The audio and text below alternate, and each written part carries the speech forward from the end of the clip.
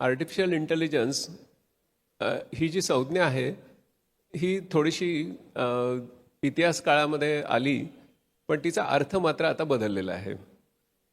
तर थोडक्यात मी तुम्हाला तो सांगणार आहे.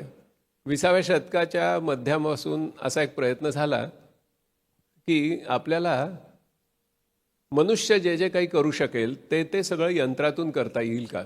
उदाहरणार्थ अर्थपूर्ण संभाषण करता येईल का, कविता करून घेता येतील का.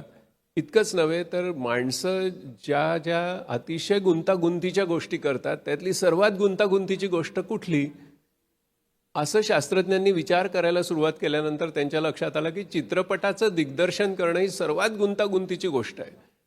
तर ती सुद्धा आमची कृत्रिम बुद्धिमत्ता करेल, अशा प्रकारचे दावे हे 20व्या शतकाच्या मध्यापासून सुरू झाले.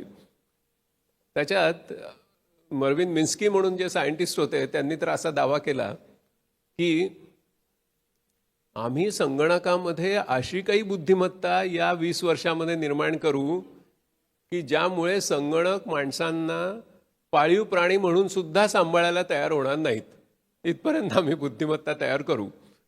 दुसरा एक दावा असा तयार केला गेला की आम्ही मनविरहित अशा सुट्ट्या भागांपासून आम्ही माणसाचं मन यंत्रामध्ये तयार करून दाखवू, असा पण एक दावा केला गेला. याच्यासाठी खूप मोठ्या प्रमाणात संशोधन केलं गेलं, त्यासाठी निधी खर्च झाला, त्याच्यावर हॉलिवूडमध्ये सिनेमे निघाले, जगामध्ये हाईप झाली, खूप काही काही गोष्टी घडल्या.